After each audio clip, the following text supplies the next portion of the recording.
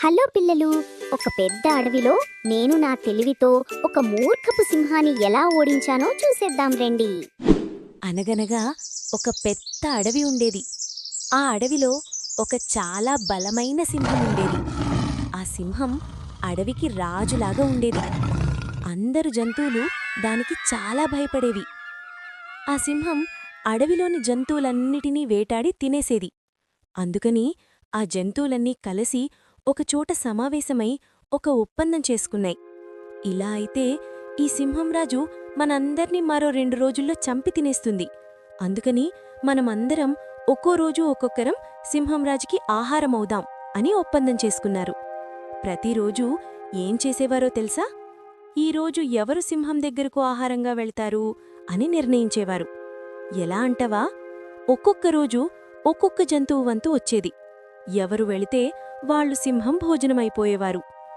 ఒకరోజు చిన్న కుందేలు వంతు వచ్చింది. కుందేలు చాలా చిన్నది, కాని చాలా తెలివైనది. సాయంత్రం అయింది. అందరూ పాపం కుందేలు, ఈరోజు ఆ సింహానికి ఆహారం అయిపోతుందని అనుకున్నారు. కుందేలు సింహం గుహ దగ్గరకు వెళ్ళింది. కాని చాలా ఆలస్యంగా వెళ్ళింది. సూర్యుడు ఇంటికి వెళ్ళిపోయే టైం అయింది. సింహం గర్జిస్తూ కోపంగా అరిచింది. ఏంట్రా కుందేలు, ఎందుకింత ఆలస్యం? నా భోజనం ఆలస్యమైంది. కుందేలు చిన్నగా భయపడినట్టు నటించింది. రాజా, క్షమించండి, నేను రాగా మార్గంలో ఒక పెద్ద సమస్య వచ్చింది. సింహం ఆశ్చర్యంగా ఏంటి సమస్య అని అడిగింది. కుందేలు ఏడుస్తూ చెప్పింది. రాజా, మీకన్నా మరెంత పెద్ద సింహం ఒకటి నన్ను ఆపింది. అది గర్జించి ఈ అడవి నాది, నేనే రాజును, ఈ కుందేలు నా భోజనం అనంది. నేను గట్టిగా పరిగెత్తి కష్టపడి తప్పించుకుని మీ దగ్గరకు వచ్చాను.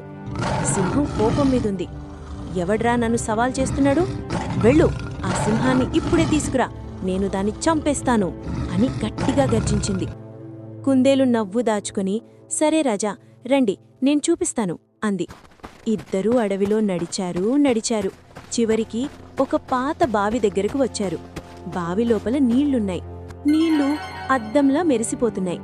కుందేలు ఆపి, రాజా, ఇక్కడే ఉంది ఆ పెద్ద సింహం, లోపల చూడండి అంది.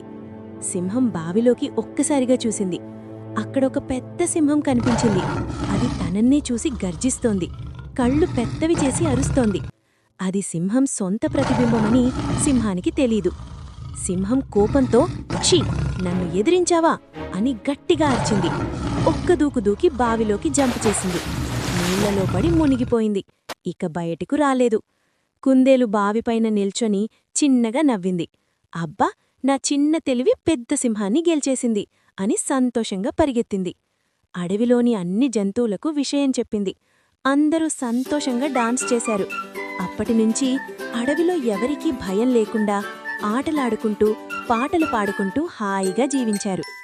చివరిగా నీతి: పెద్దవాళ్లైనా బలమైన వాళ్లైనా తెలివుంటే చాలు, ఏ సమస్యనైనా గెలవవచ్చు. బలం కంటే బుద్ధి ఎప్పుడూ గొప్పది. బాగుంది కదా పిల్లలు? మరిన్ని వీడియోస్ కోసం ఇప్పుడే మా ఛానల్ను సబ్స్క్రైబ్ చేసుకోండి.